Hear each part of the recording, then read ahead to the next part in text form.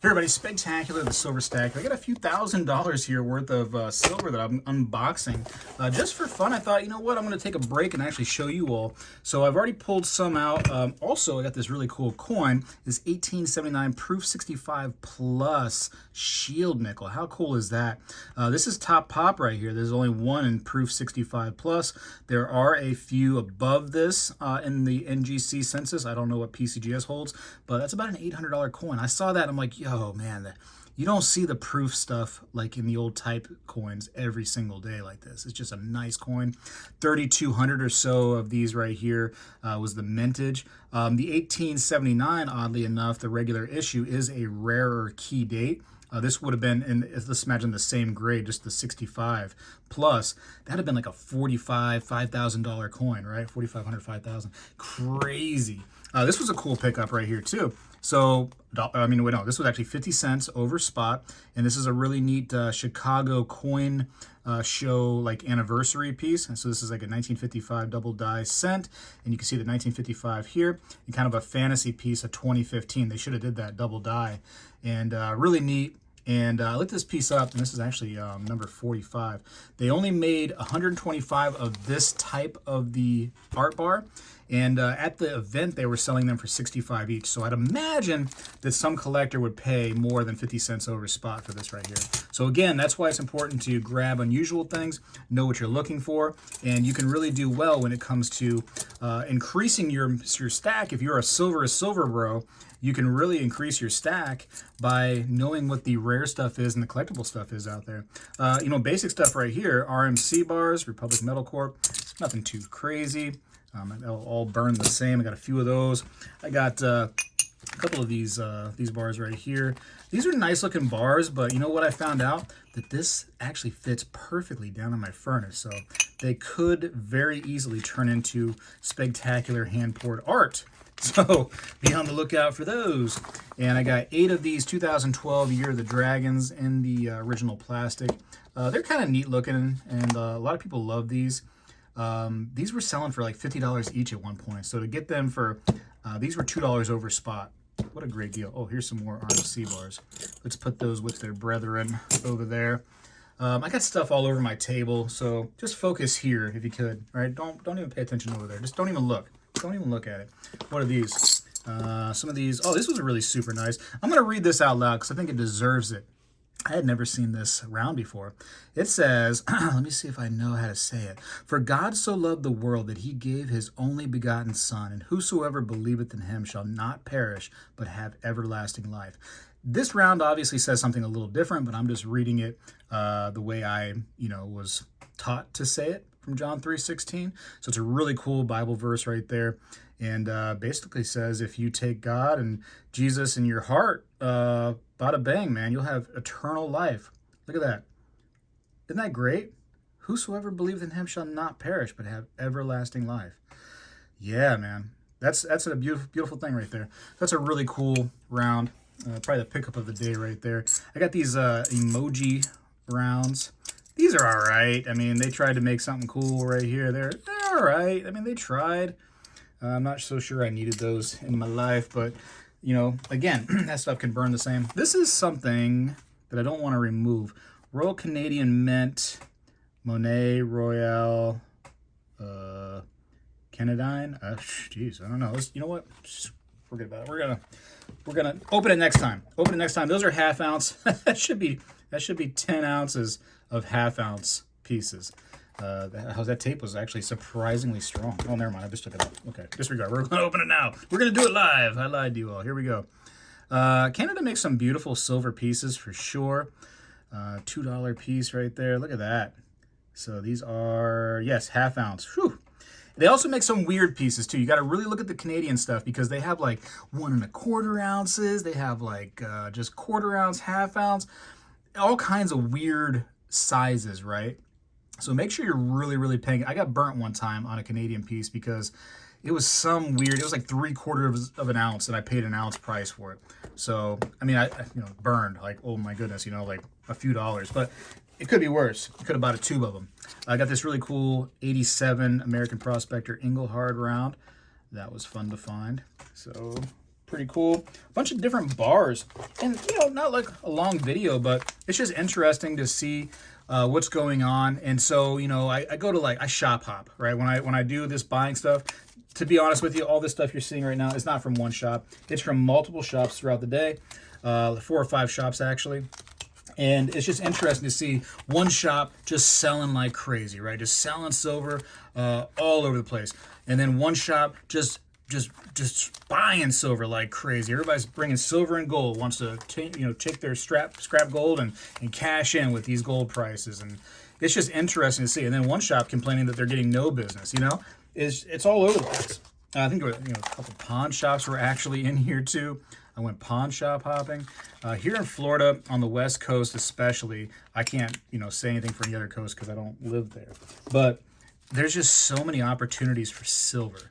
So you might be in a place where you go like, oh man, my local person is like out of silver. There must be some kind of problem. I better go find some to buy. And you might get kind of scared a little bit thinking, it's the time because you can't find it.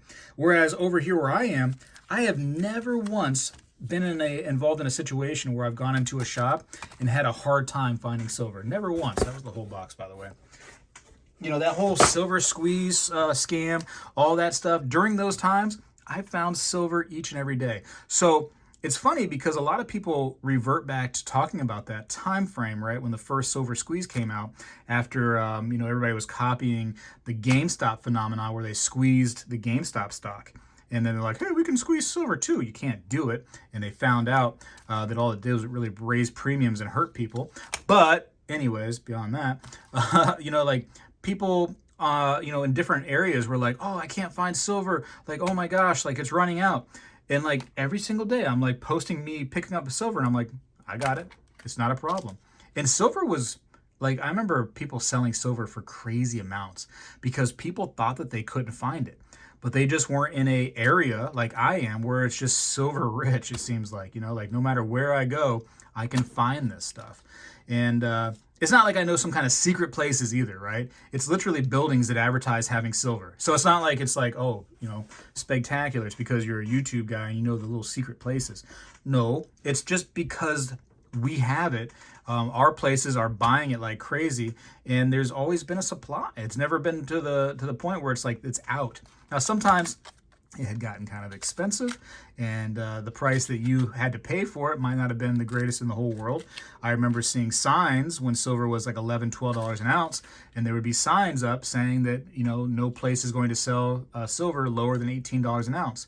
So there you go. Look at the premiums right there. Although silver was, the physical stuff was $11, $12 an ounce, you had to pay $18 to get it. So people were like, oh, they're out of silver. No, you just got to pay up for it because we're buying this stuff. We're buying the stuff that's in our hand, the hard silver stuff, the physical, right?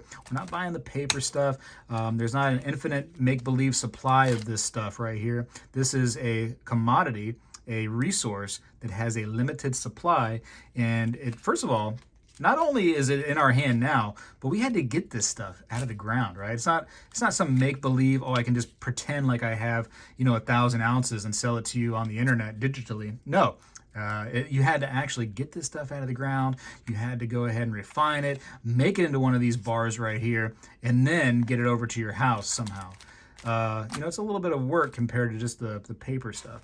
It's very interesting. So, it's the old saying, right? If you don't hold it, you don't own it. And I think that in some cases, we'll find out. We'll find out how bad that is to own the paper stuff. Somebody had asked me the other day, real quick. They said, hey, is there ever a situation where you think that the paper stuff was a good bet? Absolutely. That same story, right? When silver was 11 and you couldn't find anything physical for less than $18, you could buy the silver for whatever the silver price was digitally, the paper stuff, right? $11.30 is what it was. You could buy that stuff right then and there at that price. And then when it shot up to almost $30, you would have been doing very well. Whereas with the physical stuff, yeah, you would have been doing well, but you would have been doing well-er, more betterer if you had done the paper stuff. So that's a situation right there where that could have really, really benefited you. Now, in an imperfect world, if they had oversold the paper and people all tried to sell it that 30 and they found out that, they end up selling more paper than they actually have, physical hold on to, and then they couldn't meet that demand when it came time, that could have been a real problem for everybody, and they could have really lost their shirts. But luckily that didn't happen this time. But one time it could very well happen, especially if this stuff right here does ever shoot the moon. If that's ever a possibility where it just skyrockets into oblivion, oblivion being a good thing, not a down low thing. I think I probably did that a little backwards. Anyways, that could be a bad situation. That very well could. Anyways, that's my stack right there. I don't know. It's 50, 60, 70, 80, 90, 100. That's got to be over 100 ounces for sure, right? Yeah, it has to be. So over 100, somewhere around that mark. And that was my damage today. Like I said, really cool coin. Really happy to have that in the collection. I think it's neat to have these old type coins, especially nice looking ones. Just completely happy with that thing. Anyways, I got to go for now. Hopefully you all are fighting the good fight. Just keep on stacking away. Some people say that silver is not the bet. It's gold. Gold's the bet. I agree. Gold is great, and gold has performed very, very good. Whereas silver has just been eking along. That doesn't mean that it's going to go the other way, right? Right now, it's gold's day. A few years ago, it was rhodium's day. Before that, it was platinum's day.